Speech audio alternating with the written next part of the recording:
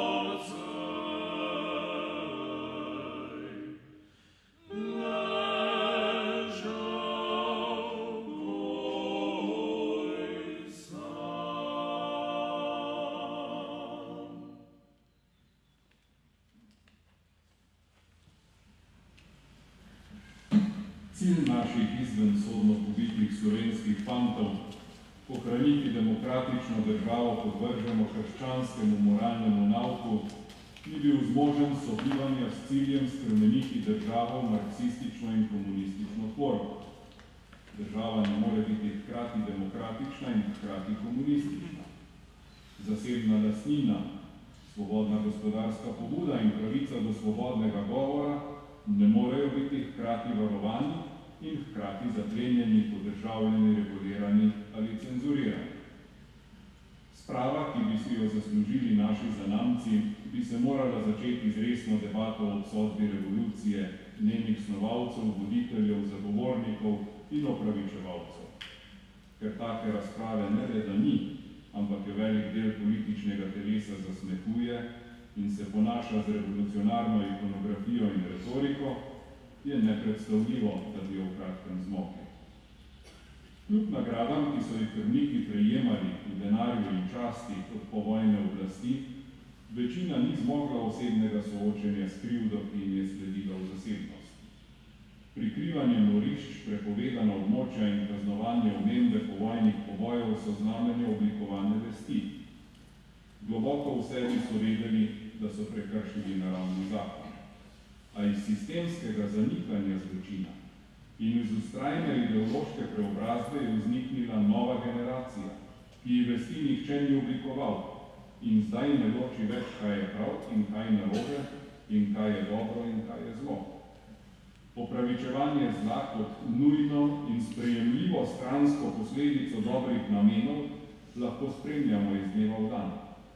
Prepoved kritike splava in evtanazije, ker da so to dejanja svobodne odločitve posameznika, nad katerim nimamo pravico izrekati vrednostnih sodb, so posledica iste revolucionarne sile nad Bastionu, ki je morila po teh gozdovih v imenu svobode. Zaradi višjih ciljev je bila cena krvi sprejemljiva. Ko bomo čez teden dni sami, s svinčnikom in glasovalnimi listki, se spomnimo, da je oblast ta nezaslišana vprašanja postavila, ker so njihovi predniki najprej pobili 15.000 fantov, ustrahovali njihove žive sorodnike in ideološko preobrazili ta narod.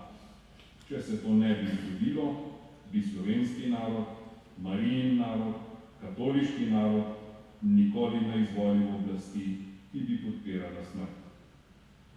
Ob koncu današnje slovesnosti se iskreno zahvaljujem vsem, ki ste jo sooblikovali. Ljubljanskemu nadškofu metropolitu Stanislavu Zoretu za darovano našo in njegovim somašnikom za asistenco in spomin na naše pobite. Govorniku dr. Jožetu Rožancu, župniku Damjanu Štihu in mežnarici Klavdiji za pomoč pri pripravi bogoslužja, kvartetu Krk, prostovoljcem za pripravo prostora, gasilcem, redarjem, odraslim skavtom in vsem vam, ki ste prišli. Izšla je nova, že 132. zaveza. Če niste naročeni, se oglasite pri prijaznih zastopnikih ob spomeniku pri vhodu in si jo priskrbite. Čez leto dni bomo zbrani ob spominu na 80-letnico slovenskega genocida. Morda nas do takrat sreča pamet. Morda bomo izvolili mehčanje src trdih nasprotnikov enakopravnosti naših pobitih in jih bomo lahko pokopali v prestolnici ter jih tako sprejeli v narodovo središče. Morda bomo spreobrnili Evropo, da se vrne k judovsko-krščanskemu etosu in se otrese strahu pred politično korektnostjo in prizadetostjo posameznika. Morda, a samo se ne bo zgodilo. Naše delo je opominjati, spodbujati in predvsem odgovorno voliti. Ustanimo in po pesmi Moja domovina zapustimo to mesto na gori kot boljši ljudi.